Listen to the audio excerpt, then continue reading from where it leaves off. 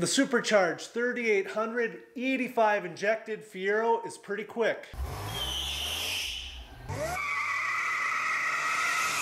But I was looking through some old time slips the other day and something hit me like a slap in the face. It has been over 6 years since the Fiero set its quickest quarter-mile-per-hour time ever, 11.8 seconds at 113.8 miles per hour. To me, it's never really been about being the fastest because that's a quick path to spending a ton of money and breaking a lot of parts.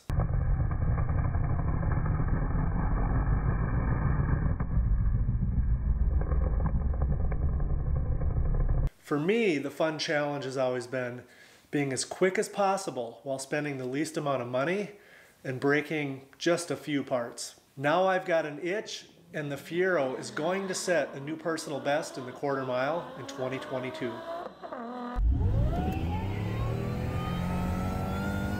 Toys for Life. There are 3 ways to make a car faster. Make it lighter, produce more horsepower, or lower wind resistance. Now, I don't want to gut the car, so making it lighter is really not an option at this point in time, although I would like to make an aluminum chassis, and that's kind of something that's in the long-term plan. I definitely want to make it more aerodynamic, and I've got a few ideas for that, but for this winter, I've got a few more mods I'd like to try to extract a little bit more horsepower out of the current setup. Now, I can hear it in the comments already. Just go turbo and get it over with, and that is a great idea because with the turbo you can make 500 to 900 horsepower easy. The problem is there's really not a good transmission option in 2022 to handle anything over 450 horsepower to the rear wheels. So to me that option doesn't make a lot of sense, and honestly for the street where the Fiero is at 99% of the time, I would miss the instant down low torque that the Eaton Roots supercharger provides.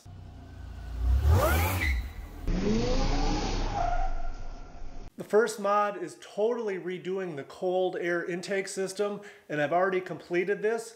It's clear to me that the new version outflows the old version, and this should be worth at least a few horsepower. So here's the plan for this winter. I'm going to remove the M90 supercharger and port it, and while I've got it apart, I'm going to install plugs to block the coolant flow from the lower intake manifold to the supercharger and the throttle body. The theory is this: if you can reduce the heat of the supercharger, the throttle body, and the cold air intake leading to the throttle body, that will allow for the air to stay a little bit cooler, and it's a fact that cooler air carries more oxygen, and at wide open throttle, that'll make a few more horsepower. And while I've got it apart, I would be foolish to not take the opportunity to inspect and re-grease the rotor bearings, which you can only access when the supercharger is disassembled. And of course, we'll give the supercharger a fresh coat of paint. Before we do any of this, it only makes sense to take a quick assessment of the general overall engine condition. This engine is a 97 Series 2 Supercharged 3800, and it has about 170,000 miles on it. Yes, that's a lot, but if these engines are taken care of, they're extremely durable. And there are 2 main tests, in my humble opinion, that are quick and easy and give you a pretty good idea of the physical condition of the motor. The first test is super easy. It's checking the oil pressure at idle and also at high RPM under normal operating temperature. And then the second test is checking the cranking compression, which gives you a really good idea of the condition of your piston rings and your valves.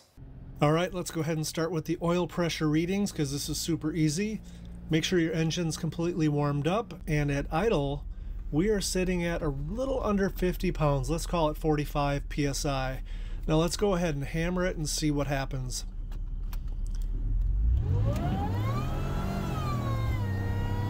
All right, we got close to 5,000 RPMs and the oil pressure was around 63 PSI.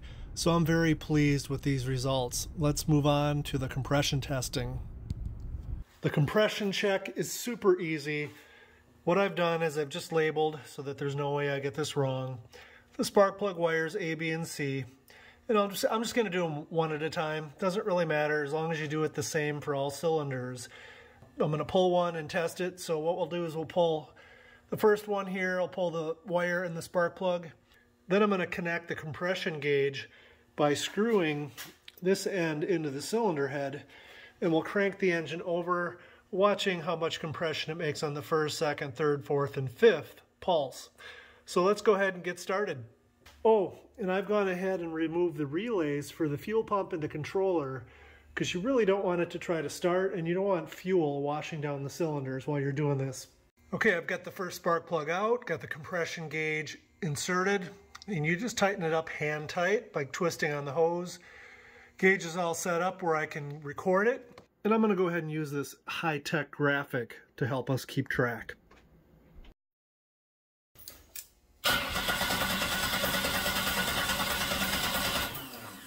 Cylinder number 6 comes in at 168 pounds per square inch. Okay, moving on to the second cylinder.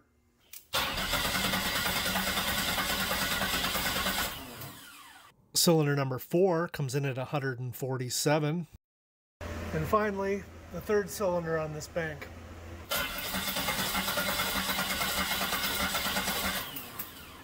Cylinder number 2 comes in at 155 psi.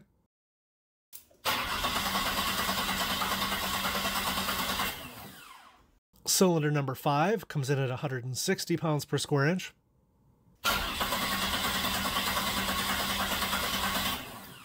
Cylinder number 3 at 170.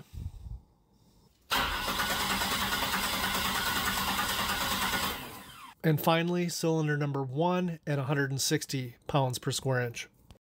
All right, so guys, looking at the results, I'm pretty happy about it. I did the test on all 6 cylinders with the engine block at about 58 degrees, and I always had one cylinder tested at a time, and all the other spark plugs were in, and I always had a battery charger on it, so all the conditions were exactly equal as I tested each cylinder. But having said that, cylinder number 4, as we look at this a little closer, has the lowest compression of all of them at 147 psi. I tested that twice and it verified, and ironically enough, the cylinder right next to it, cylinder number 6, came in at 169 psi. I also tested that one twice, and that number was validated. So what I've done now is I've warmed the engine up to about 115 degrees, so that's quite a bit warmer than before, and I'm going to retest cylinder number 4 and see if that makes a difference.